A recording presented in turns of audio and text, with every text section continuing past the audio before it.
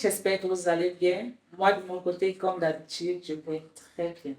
Bienvenue à votre édition de JDK, édition spéciale Octobre Rose. Octobre Rose, une couleur très frisée par les femmes, très girly et appréciée par la jeune fille. Nous parlons du cancer du sein. Une maladie qui est devenue une grave ravageuse aujourd'hui, qui touche spécialement la gente féminine et fait ravage dans le monde. En 2022, selon l'Organisation mondiale de la santé, 2,3 millions de femmes ont été testées positives au cancer du sein. Aujourd'hui, pour la thématique, nous allons parler de l'autopalpation et du dépistage.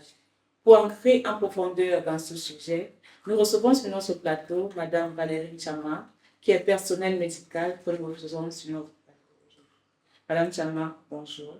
Bonjour, madame. Comment vous allez? Ça va très bien. Vous êtes vêtue de rose. On parle de sensibilisation au cancer du sein. Voilà. Merci. Alors, aujourd'hui avec vous, nous allons développer l'autopalpation et le dépistage au cancer du sein. Pour commencer, nous allons parler des origines, des causes et des conséquences du cancer du sein. Alors, vous pouvez nous dire plus en ce qui concerne les origines du cancer du sein. Quelles sont les origines du cancer du sein? Les origines du cancer du sein, nous savons bien que lorsque la formation des cellules se développe au niveau du sang, et c'est ça qui cause le cancer du sein. Parlant des causes, les causes ne sont pas bien déterminées. C'est plutôt les facteurs de risque qui entrent en jeu. D'accord. Nous avons les facteurs génétiques, la mutation des gènes, des gènes BRCA1 et BRCA2. Il y a les facteurs liés à l'âge. À l'âge. Oui, plus on prend de l'âge, plus on est prédisposé à développer un cancer de sein. À partir de 30 ans, pour les plus précoces, 40 ans, l'âge prédisposé au cancer du sein, c'est 50 ans. 50 ans. Oui. Toujours parlant des facteurs de risque, nous avons les antécédents familiaux. Dans les antécédents familiaux, l'hérédité. Ça veut dire si j'ai une tante qui a eu le cancer de sein, je suis prédisposée aussi à l'avoir. À avoir ce cancer. Et nous avons, oui, les hormones. Les femmes qui sont exposées à l'estrogène, qui font la stimulation hormonale, oui, elles sont prédisposées aussi au cancer du sein, oui. Parlant aussi toujours des facteurs de risque, le mode de vie. Le mode de vie. Oui, de nos jours-ci, les gens mangent n'importe quelle nourriture sans précaution. On est prédisposé. Il y a aussi les femmes qui fument. Oui. La cigarette est un facteur de risque. Le tabac. Les femmes, l'alcool. L'alcool aussi. Les femmes qui boivent beaucoup qui prennent beaucoup d'alcool. Oui. Vous êtes assise, elle prend même 5 à 10 bières par jour. Elle augmente son degré le risque de toucher. Oui. Aussi l'exercice physique. Oui. Il est conseillé au moins chaque jour, chaque semaine de faire l'activité, oui.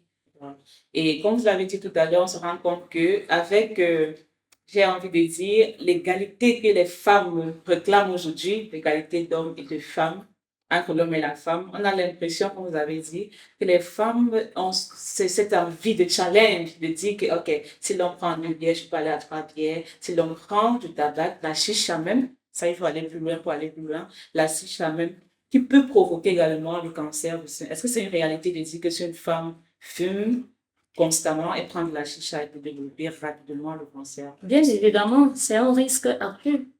Si elle est tout le temps en train de prendre des stimulants, en fait, elle est vraiment très à haut risque de développer, oui, elle est exposée. Okay. Alors, on va parler aujourd'hui, comme je l'ai dit à l'entame, de l'autopalpation, qui est l'une des méthodes recommandées par les spécialistes pour éviter le cancer du sein. Déjà, qu'est-ce que l'autopalpation? Voilà, pour ma part, l'autopalpation, c'est une technique d'auto-examen qui permet à la femme de vérifier le changement dans la texture, la forme et la taille de ses seins. Et pour le faire, devant le miroir, nous pouvons observer la taille de nos seins, si les seins ont pris le volume, en dehors des règles.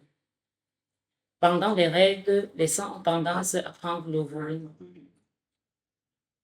Pendant le temps normal, en temps normal, Après, oui, ça se fait après les règles. après les règles. Automatiquement, l'autopalpation se fait après les règles. On conseille une fois par mois. Une fois par mois, après, quelques jours après les règles. Lorsque la tension des seins est, oui, est basse. Devant notre miroir, Oui. on lève nos mains, on vérifie si les deux seins sont montés au même moment. Si on regarde aussi la texture, est-ce que ça a changé la couleur? Est-ce que c'est toujours la couleur, la bonne couleur, en réalité? La bonne couleur est la couleur de ta peau. Mais si on voit, ça se déforme, ça devient en peau d'orange, ça change la texture, en réalité. On est prédisposé, on note Ces changements. ces changements, oui, ces observations. On les note et puis on fait appel à un spécialiste qui va bien déterminer de quoi il est question. Et parlant aussi de cette palpation même en elle, toujours devant le miroir, lorsqu'on est debout, on observe avec la pulpe des doigts, Oui. du haut vers le bas, Oui. en faisant des Petits massages. oui, des massages, en faisant des massages, du haut vers le bas, en remontant, et puis au niveau des mamellons, Oui. on appuie s'il n'y a pas un liquide anormal qui sort. Quelle coloration? Peau d'orange. Orange, je suis en train de dire. D'accord. Donc, on palpe, et puis on reprend le même geste étant couché sur le dos. D'accord. Oui, lorsqu'on est vraiment détendu, lorsqu'on n'est pas stressé, on reprend le même geste. La main droite sur le sein gauche, vice-versa. Non. Alors, Madame Chama, on se rend très souvent compte par observation, bien sûr, on se rend compte que certaines femmes qui allaitent, il y a souvent un déséquilibre entre leurs seins. C'est-à-dire que l'enfant qu'elles allaitent a tendance à prendre un sein que l'autre. Il y a souvent un sein qui est plus gros que l'autre. Est-ce qu'à ce moment, lors de l'allaitement, on peut s'inquiéter? Oh, pas du tout, madame.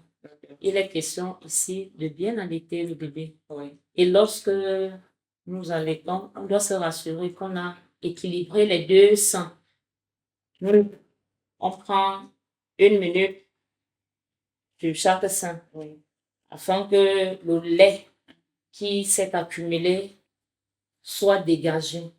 Et lorsqu'on ne le fait pas, ça apporte l'excès de lait dans un sein, un déséquilibre. Et je précise que ça ne fait pas partie des observations. C'est uniquement après l'allaitement.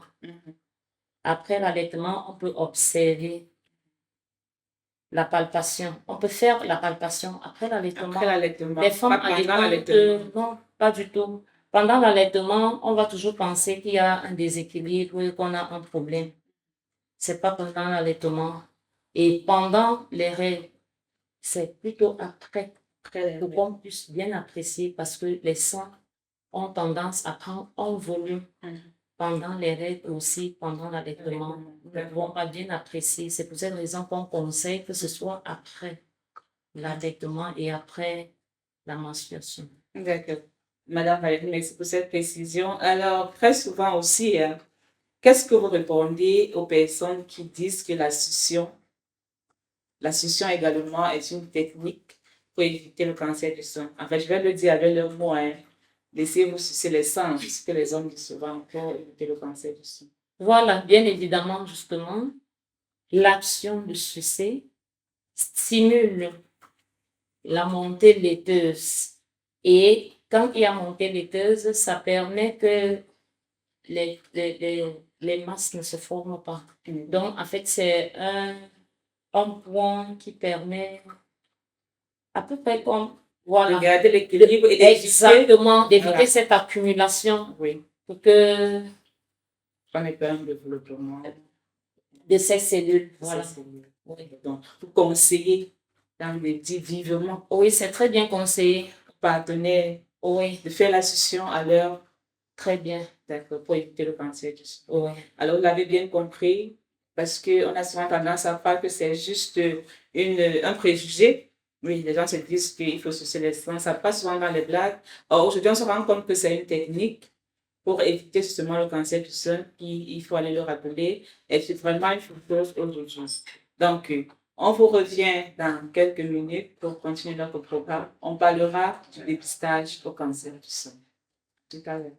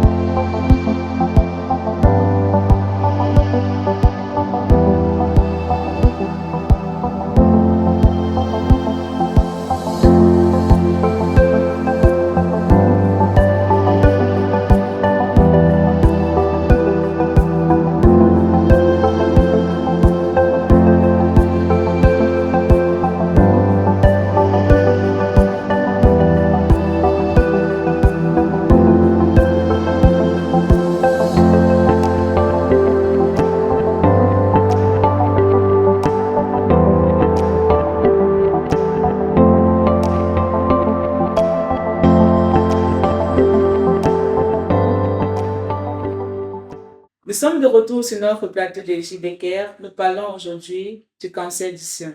Nous sommes conscients que nous sommes en octobre, octobre rose. Nous parlons du cancer du sein, autopalpation et dépistage. Nous recevons toujours sur notre plateau, nous restons avec Madame Valérie Chama qui va nous parler du dépistage du cancer du sein. Alors, Madame Valérie, que peut-on faire lorsqu'on détecte quelque chose d'anormal au niveau de notre sein? Merci bien, Madame Roland. Lorsque nous découvrons, lorsque nous détectons qu'on a une masse, Oui. une tumeur ou alors une mauvaise texture de la peau, nous ne paniquons pas. Nous restons calmes, nous prenons notre courage. Nous restons calmes, nous prenons notre courage. Nous prenons le stylo, Oui. nous notons tout ce qui est d'anormal que nous avons détecté. Nous prenons rendez-vous avec un spécialiste et nous suivons les recommandations de ce spécialiste. Alors, oncologue, bien sûr. Oncologue, gynécologue, sage-femme, diététicien. Vous avez toujours tendance à dire, j'ai l'impression que c'est toute une école pour savoir si on est sujet au cancer du sein. À chaque fois, il faut noter. C'est-à-dire que tu fais l'autopalpation, tu notes. Pour aller faire le dépistage, tu notes. On se rend compte que c'est toute une école qu'il faut suivre. Tout un règlement intérieur corporel, Bien sûr, qu'il faut suivre. bien sûr, Madame. D'accord. C'est toute une école. Pourquoi? Parce que c'est à base de ça que le chirurgien, le spécialiste va apprécier et saura quel examen indiquer pour quelle anomalie. D'accord. D'accord. Alors, à quel moment dépister? Quel moment il faut dépister?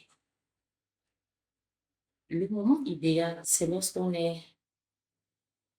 c'est régulièrement, on dépiste régulièrement et avec les facteurs de risque individuels et avec l'âge aussi. Lorsque vous rendez chez un spécialiste, selon l'âge, il va vous donner la conduite à tenir, il va l'examen approprié, la mammographie, l'échographie, ou alors pour aller un peu plus loin, l'IRM. Ça couvre pour bien détecter entre les bosses et les tumeurs. Donc, clôture avec l'IRM. en fonction de ces observations qu'on a notées, D'accord. Qu'on va dépister. qu'on va dépister. Ok. Alors, très souvent, oui, allez-y.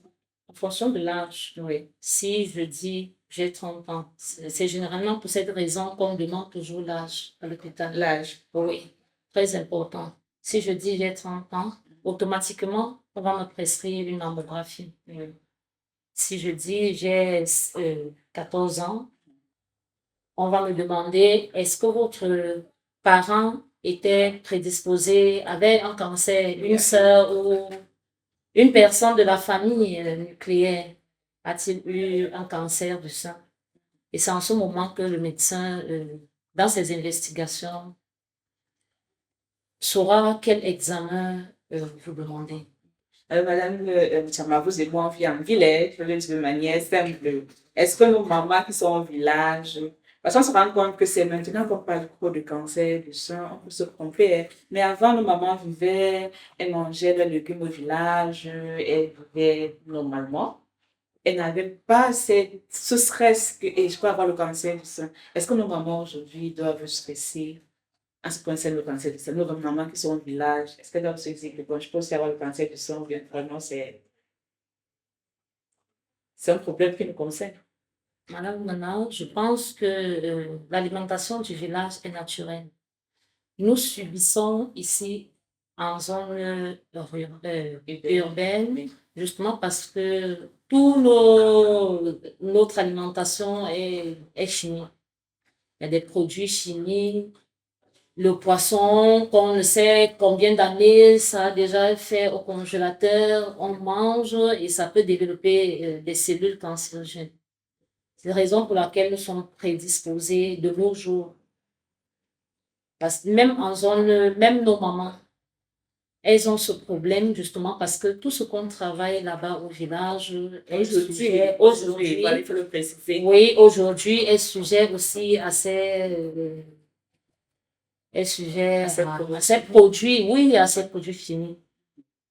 Alors, quand tu as commencé à parler, je me suis dit, OK, à partir d'aujourd'hui, moi, je parle que c'est mon village. Parce que je sais qu'au village, c'est une assurance, je n'aurai pas de cancer du sein parce qu'on mange bio et naturel. Non, pas du tout. D'accord. Alors, est-ce qu'il y a une fréquence à laquelle il faut dépister? Ou alors, est-ce parce que généralement, on dit, je prends le cas, par exemple, de la femme enceinte, elle doit aller aux visites peut-être une fois par mois. Est-ce qu'il y a une fréquence délimitée pour faire le dépistage au cancer du sein? Dit qu'il y a une fréquence à chaque fois que la femme se rend à l'hôpital et elle peut, elle peut se faire dépister. Mhm. À tout moment, il n'y a pas une heure ou alors un jour spécifique, à part pendant les règles ou à part si on allait. Mais lorsqu'on est dans une situation normale, comme moi, Oui. je me rends à l'hôpital et je me dépiste. Je me dépiste. Et parlons même de la femme enceinte, voilà un sujet. Est-ce que la femme enceinte peut être sujet au cancer du sein ou alors vous allez aussi dire que comme on allait, parce qu'on, oui, est-ce que la femme enceinte peut également faire autopalpation, dépistage? Je pense pour ma part, ce sera mieux qu'on soit, puisque étant enceinte, on a l'impression de la tension des seins. Oui, On ne va pas bien apprécier, on ne va pas bien observer. Il est plus judicieux oui. de le faire lorsqu'on est naturellement D'accord. Dans son état normal, dans son état donc normal. on va aller comprendre qu'on ne peut pas faire l'autopalpation déjà lorsqu'on est règle, lorsqu'on saigne pour la femme, Oui, normalement, lorsqu'on allait et oui. lorsqu'on est enceinte. Mais c'est après tout ce processus qu'on pourra faire. Lorsque tout est bien évidemment. Ok, on peut faire. Alors, est-ce qu'il y a un conseil aujourd'hui que vous pouvez donner aux femmes pour justement éviter, est-ce que vous pouvez interpeller nos sœurs pour éviter le cancer du sein aujourd'hui? Quel conseil fort vous pouvez donner à, disons, à la jeunesse, à la jeune fille, également à nos mamans qui sont prédisposées, elles, à avoir un cancer? Oui, bien, madame Nana. Oui. Les conseils que je peux donner à mes sœurs, aux dames, c'est de savoir que lorsqu'on est porteur du cancer du sein, c'est pas une fatalité. Tout à fait. Il faut bien se dépister à temps pour qu'on le prenne à temps, pour qu'on le prenne en soin à temps avant qu'il ne soit à la phase terminale. Et qu'elle n'ait pas de remords pour le faire, pour déclarer en observant les anomalies, qu'elle ne se renferme pas, qu'elle approche un personnel de santé et qu'elle s'exprime sans toutefois avoir peur. D'accord. Vous l'aurez bien compris, le cancer du sein n'est pas une fatalité. On peut en guérir du cancer du sein. Autopalpation, dépistez-vous à temps, ça peut sauver la vie. Alors, nous allons conclure notre édition de JDK spéciale Octobre Rose. Nous étions accompagnés de Madame Valérie Chama, qui nous a fait l'honneur d'être là aujourd'hui avec nous. Elle nous a donné le conseil sur comment éviter le cancer du sein, l'autopalpation, les méthodes, les causes et les origines. Merci beaucoup, Madame Chama. J'espère que vous allez continuer la sensibilisation. C'est que nous comptons sur vous, parce qu'il faut sauver des cœurs. Merci à tous d'avoir suivi notre programme de JDK. Portez-vous bien, dépistez à temps et surtout, Octobre Rose. Nous n'allons pas finir cette émission sans dire merci à notre équipe, à notre team DCN. Disons particulièrement merci à M. Onfanibé, Mme Yamji Elisabeth, M. Tunga Kalista. Restez connectés sur nos chaînes, suivez-nous sur LinkedIn, Instagram, Facebook, Snapchat pour avoir l'actualité des JDK. Portez-vous bien. Bye bye.